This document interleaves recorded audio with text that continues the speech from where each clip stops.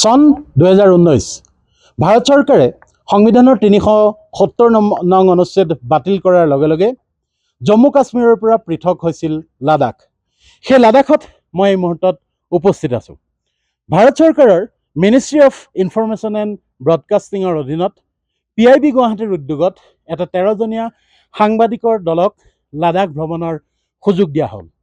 প্ৰায় সপ্তাহজোৰা এই ভ্ৰমণৰ সময়ছোৱাত আমি লাডাখৰ যি এখন কেন্দ্ৰীয় শাসিত অঞ্চল হিচাপে নতুনকৈ গঠন হোৱা কেন্দ্ৰীয় শাসিত অঞ্চল হিচাপে লাডাখৰ যি সামাজিক আৰ্থিক আৰু সামগ্ৰিক বিকাশৰ ছবি, সেই ছবিখনৰ বিষয়ে বুজ লোৱাৰ চেষ্টা চলাওঁ। আৰু এই অঞ্চলত ভাৰতীয় সেনাৰ বিভিন্ন কাম কাজ বা বৰ্ডাৰ ৰোড অৰ্গেনাইজেশ্যনৰ বিভিন্ন কাম কাজৰ বিষয়েও আমাক অৱগত কৰোৱা হয়। বছৰৰ মাত্ৰ 6 মাহে ইয়াত এনেধৰণে পৰ্যটক আহিব পাৰে বা ভ্ৰমণ উপযোগী হৈ থাকে। বছৰৰ প্ৰায় 6 মাহৰো অধিক সময় বৰফৰ তলত বৰফেৰে ঢাকি ৰখা এই লাডাখত আমি কি দেখিলোঁ, কি জানিলোঁ, সেই বিষয়ে আপোনালোকক অৱগত কৰিবৰ বাবে আমাৰ এই বিশেষ অনুষ্ঠান।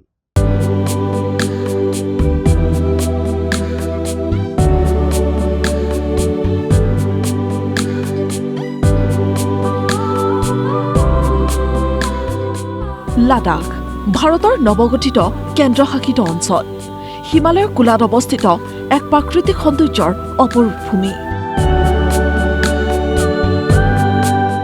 ইয়াৰ ভৌগোলিক অৱস্থান অতি উচ্চতাত, য'ত তুষাৰাচ্ছাদিত পৰ্বত, বিশাল মৰুভূমি আৰু স্ফটিকৰ দৰে স্বচ্ছ হ্ৰদে ইয়াক অনন্য ৰূপ দিয়ে।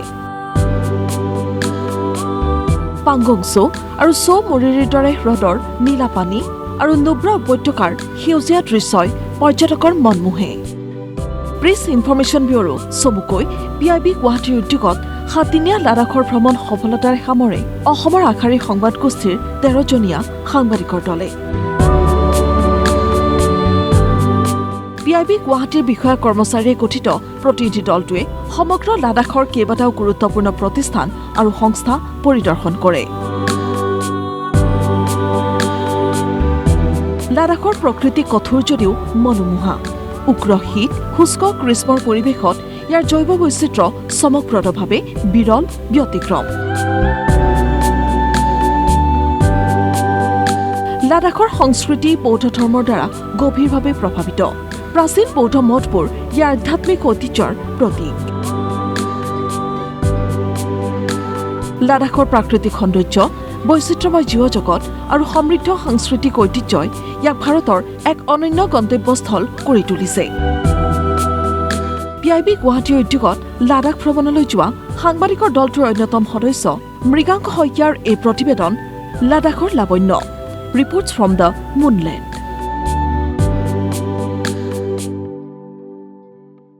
নমস্কাৰ। এই মুহূৰ্তত মই উপস্থিত আছোঁ লাডাখৰ লেহৰ এক পশ্মিনা উৎপাদন উদ্যোগত।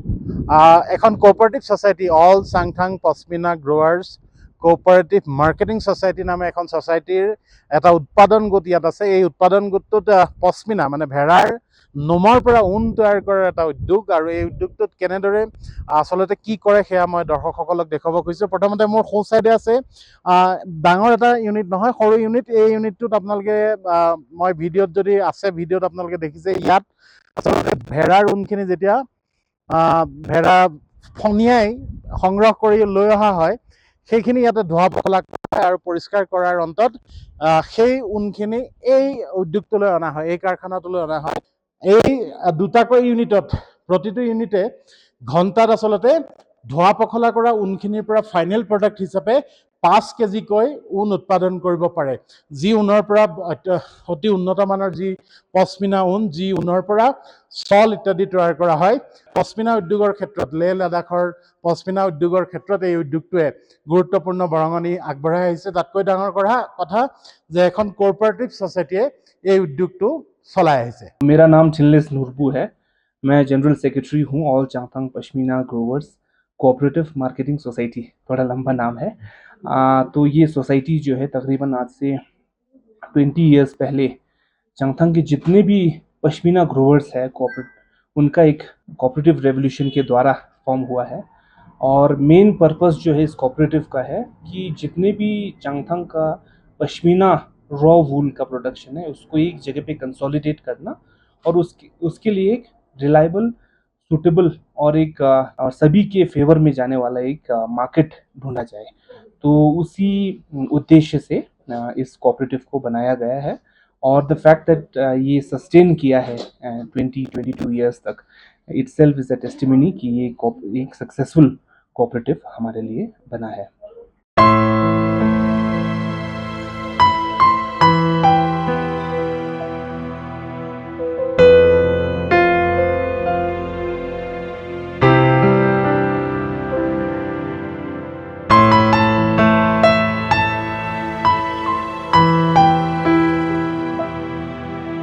तो इसको क्या करना है, यहाँ का जो हमारा जो चक्रा होता है ना, हाँ। जो बीच वाला, उधर इसको थोड़ा सा उसमें लगाता है, अंदर क्या बोलता है, पिक करना पड़ता है। उसके बाद इसको आग लगाता है, फिर इसको हीट देता है, पूरा जलाता नहीं, हीट इसका जो हीट होता है ना सोना का, गर्म हो जाएगा। हाँ, माइग्रेन के लिए बहुत अच्छा है। माइग्रेन के लिए भी अच्छा होगा, जो स्ट्रोक हो जाता है ना, पैरालाइज, उसके लिए भी बहुत अच्छा होता है ये।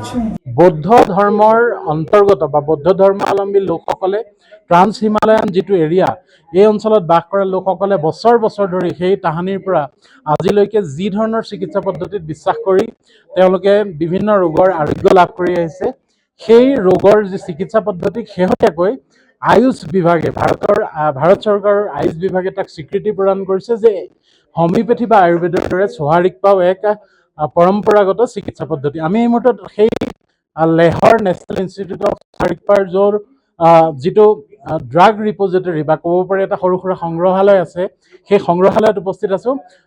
এই মুহূৰ্তত মই আপোনালোকক দেখুৱাব খুজিছোঁ কিছুমান মেডিচিনেল প্লেণ্ট, যিবিলাক ঔষধি উদ্ভিদৰ পৰা এই সোহাৰিকপা চিকিৎসা পদ্ধতিৰ বিভিন্ন ঔষধ তৈয়াৰ কৰা হয়। বিভিন্ন ধৰণৰ এই অঞ্চলটোত সহজে উপলব্ধ বিভিন্ন ধৰণৰ উদ্ভিদৰ ডাল, পাত, শিপা আদিৰ পৰা বিভিন্ন ঔষধ তেওঁলোকে আহৰণ কৰে। আৰু সোহাৰিকপাৰ এই প্ৰাচীন যি চিকিৎসা পদ্ধতি, ই সকলো ধৰণৰ ৰোগৰ আৰোগ্যৰ ব্যৱস্থা আছে। এইবিলাক হ'লগৈ বহু প্ৰাচীন 14 শতিকাৰ পেইণ্টিং, যিবিলাক মানৱ দেহৰ আচলতে ৰোগৰ কাৰণ কি, ৰোগ ক'ত হয়। ঠিক তলত এয়া আপোনালোকে দেখিবলৈ পাইছে, এয়া হ'ল বিভিন্ন সামগ্ৰী, যিবিলাক সামগ্ৰীৰ পৰা গছৰ গুটিৰ পৰা, এয়া কচুৰ দৰে এবিধ সামগ্ৰী, এয়া আমাৰ লাওৰ গুটিৰ দৰে এবিধ সামগ্ৰী, এইটো আপুনি যদি মন কৰে এইটো চুপাৰী, ঠিক তেনেকুৱাকৈ আপোনালোকে যদি মন কৰে এইটো আকৌ কেঁকোৰাৰ এটা খোলা। এই কেঁকোৰাৰ খোলাৰ পৰাও এই চিকিৎসা পদ্ধতিত আচলতে তেওঁলোকে ইয়াৰ পৰাও কিছু দ্ৰব্য বা সামগ্ৰী আহৰণ কৰে।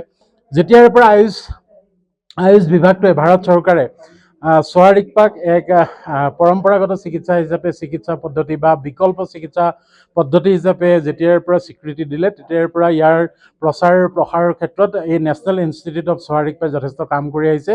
After establishing full-fledged in Tibet, it also traveled to surrounding areas in Central Asia, like some parts of Buryat Republic, and some Kalmyk and other Russian Federation. Then in our neighborhood, Bhutan also it is in prevalence, and in Mongolia this is the main traditional system of medicine. Nepal also it is practiced, and some other parts of pockets it's also the main traditional system of medicine.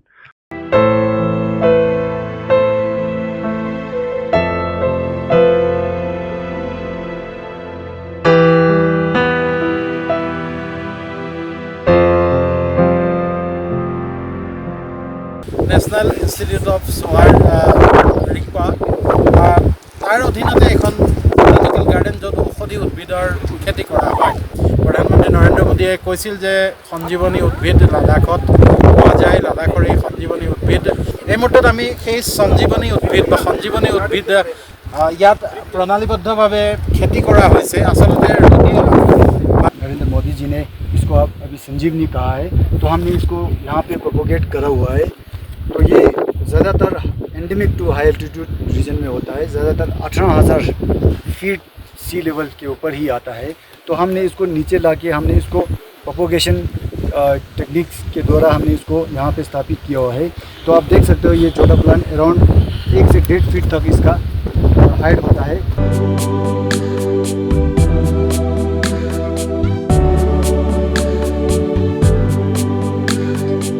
এয়া আমি উপস্থিত আছোঁ এই মুহূৰ্তত লাডাখৰ চুমাথাং নামৰ যিখন গাঁও, সেই চুমাথাং গাঁৱৰ গৰম পানীৰ উঁহৰ কাষত।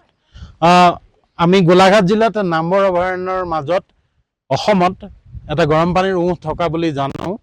আচলতে তলত ছালফাৰ থাকে, সেই ছালফাৰৰ পৰা এনেধৰণে গৰম পানীৰ উঁহ ছালফাৰ উৎসৰ পৰাই হয়। কিন্তু অসমৰ যিটো গৰম পানীৰ উঁহ, অসমৰ গৰম পানীৰ উঁহটোৰ এনেদৰে ইমান বিস্তৃত বা বিশাল ৰূপত আৰু তদুপৰি ইয়াৰ পৰা যি পানীৰ যি বুৰবুৰণি আপোনালোকে প্ৰত্যক্ষ কৰিছে, সেই পানীৰ বুৰবুৰণি একাধিক স্থানৰ পৰা ওলাইছে। এই সমগ্ৰ অঞ্চলটো কাষেৰে বৈ গৈছে মাত্ৰ নাতি দূৰৈত, প্ৰায় 20 মিটাৰমান দূৰৈত এই পাহাৰটোৰ দাঁতিত আছে সিন্ধু নৈ।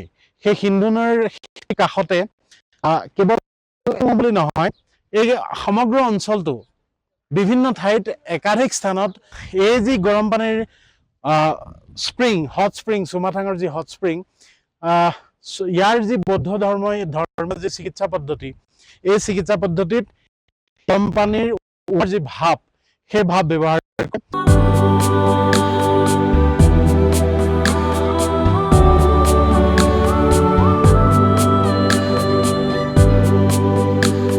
হানলেত অৱস্থিত দেশৰ ভিতৰতে সৰ্বোচ্চ স্থানত থকা এষ্ট্ৰনমিকেল অবজাৰভেটৰী, অৰ্থাৎ ইয়াৰ পৰা ডাঙৰ ডাঙৰ টেলিস্কোপেৰে আকাশৰ তৰা, গ্ৰহ, নক্ষত্ৰ, নভমণ্ডল, হাতীপতি আদিৰ ওপৰত দৃষ্টি ৰখা হয়। আমি এই মুহূৰ্তত সাগৰ পৃষ্ঠৰ প্ৰায় 15,000 ফুট উচ্চতাত আছোঁ। 15,000 ফুট উচ্চতাত মাউণ্ট সৰস্বতী নামৰ এটা পৰ্বতৰ ওপৰত। ইয়াৰ যি জলবায়ু, ইয়াৰ বৰষুণ একেবাৰে কম, ইয়াৰ বায়ুত জলীয় বাষ্প নাই, ধূলি নাই, প্ৰদূষণ নাই। সেইবাবেই আৰু আটাইতকৈ ডাঙৰ কথাটো হ'ল ইয়াত 365 দিনৰ 260 দিনেই ইয়াৰ আকাশ পৰিষ্কাৰ হৈ থাকে। তাতকৈ এটা ডাঙৰ কথা যে ইয়াত কোনো লাইট পলিউশ্যন নাই, অৰ্থাৎ পোহৰৰ প্ৰদূষণ নাই। We are at Indian Astronomical Observatory. Why actually this Hanle ideal for astronomy? These are the points you see here. Yeah, okay. Dark skies. So dark skies means no light pollutions. If you go to the mainland India like Delhi, Mumbai, Chandigarh, Guwahati, everywhere, so light pollutions will be there. Yes, means we cannot see the objects, lights coming from the stars or the lights coming from the outer space. Yeah. ভাৰতৰ ভিতৰতে আটাইতকৈ সৰ্বোচ্চ স্থানত থকা যিটো telescope, সেই টেলিস্কোপৰ একেবাৰে কাষতে মই ৰৈ আছোঁ। সাগৰ পৃষ্ঠৰ পৰা 17,664 ফুট উচ্চতাত এই টেলিস্কোপটো আছে। ইণ্ডিয়ান ইনষ্টিটিউট অফ এষ্ট্ৰফিজিক্সৰ অধীনত ইণ্ডিয়ান এষ্ট্ৰনমিকেল ইণ্ডিয়ান এষ্ট্ৰনমিকেল অবজাৰভেটৰী এইটো। এই অবজাৰভেটৰীটোত, এই টেলিস্কোপটোত যি ডাটা সংগ্ৰহ কৰা হয়, সেই ডাটা, সেই তথ্য সংশ্লেষণ কৰে বাংগালুৰুত থকা ইণ্ডিয়ান ইনষ্টিটিউট অফ এষ্ট্ৰফিজিক্সৰ যি বিজ্ঞানীৰ দল, তেওঁলোকে ইয়াৰ তথ্য বিশ্লেষণ কৰে। ইয়াৰ পৰা হাতীপতি, তাৰকামণ্ডল, নভমণ্ডল, এনেদৰে আকাশৰ ওপৰত অহৰ্নিশে নজৰ ৰখা হয়, দিন ৰাতি 24 ঘণ্টা।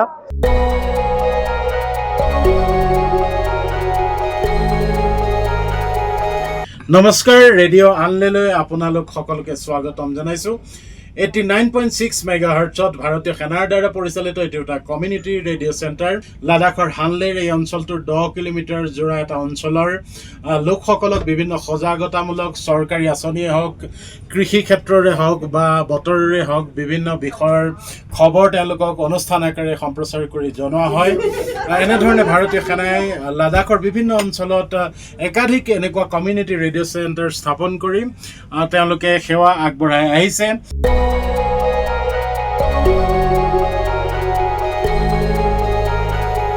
1962 ভাৰত আৰু চীনৰ যুদ্ধ। সেই যুদ্ধৰ কথা আমি সকলোৱে জানো, কিয়নো সেই যুদ্ধৰ সৈতে জড়িত হৈ পৰিছিল উত্তৰ পূৰ্বাঞ্চল অসম। চীনে আক্ৰমণ কৰি, চীনে আগ্ৰাসন চলাই, মানে সীমান্তৰে আগ্ৰাসন আৰম্ভ কৰি আনকি তেজপুৰ পৰ্যন্ত প্ৰৱেশ কৰিছিল। আন এখন যুদ্ধ চলিছিল এইটো সীমান্ত, য'ত মই এই মুহূৰ্তত উপস্থিত আছোঁ। লাডাখৰ ভাৰত চীন সীমান্তৰ যি ৰেজাংলা নামৰ ঠাই, সেই ঠাইত মই উপস্থিত আছোঁ। এই ঠাইটো আছে ভাৰত চীনৰ সীমান্ত, আৰু ইয়াত মোতায়েন হৈ আছিল 1962 চনত 114জনকৈ জোৱানে সাহসেৰে যুঁজিছিল চীনৰ সৈতে মই দেখুৱাব খুজিছোঁ মোৰ পৰা ঠিক বিপৰীত ফালে সেই সীমান্ত য'ত আচলতে যুদ্ধখন হৈছিল এইফালে আপোনালোকে সন্মুখত দেখিছে এটা মাটিয়া ৰঙৰ পাহাৰ মই এইফালে মাটিয়া ৰঙৰ এটা পাহাৰ আছে মাটিয়া ৰঙৰ পাহাৰটো মই আপোনালোকক দেখুৱাইছোঁ তাৰ পিছফালে এটা এই সন্মুখৰ পাহাৰটোতকৈ অলপ ডাঠ ৰঙৰ এটা পাহাৰ আছে তাতে বাংকাৰ সদৃশ কিছু খলা বমা ঠাই আপোনালোকে হয়তো দেখিছে বা যদি দেখা নাই মই জনাইছোঁ যে তাতেই কিছু বাংকাৰ সদৃশ ঠাই আছে সেই ঠাইতেই ভাৰত আৰু চীনৰ মাজত যুদ্ধত ভাৰতীয় সেনাৰ সেই চাৰ্লি কোম্পানী য'ত 114জনকৈ বীৰ জোৱান আছিল তেওঁলোকে সাহসেৰে যুঁজিছিল যেতিয়া চীনৰ আক্ৰমণ তীব্ৰ হৈ আহিছিল তেতিয়া তেওঁলোকক জনোৱা হৈছিল যে তোমালোক পিছুৱাই আহা কিন্তু তেওঁলোক পিছুৱাই নাহিল বৰঞ্চ শত্ৰুৰ সৈতে সাহসেৰে যুঁজিলে আৰু তাতেই গোটেই চাৰ্লি কোম্পানীৰ 114জনকৈ জোৱান শ্বহীদ হ'ল তাৰ 3 মাহৰ পিছত তেওঁলোকৰ মৃতদেহ উদ্ধাৰ কৰা হ'ল আৰু তেওঁলোকৰ যিজন মুৰব্বী আছিল তেওঁলোকৰ চেতন সিং তেওঁৰ মৃতদেহ ঘৰলৈ পঠাই দিয়া হৈছিল আৰু বাকী যি 113জন জোৱান আছিল তেওঁলোক আছিল অহিৰ সম্প্ৰদায়ৰ অৰ্থাৎ মধ্যপ্ৰদেশ উত্তৰ প্ৰদেশত যিসকল অহিৰ সম্প্ৰদায়ৰ লোক তেওঁলোকক এই স্থানতে একেলগে সামূহিকভাৱে সমাধিস্থ কৰা হয়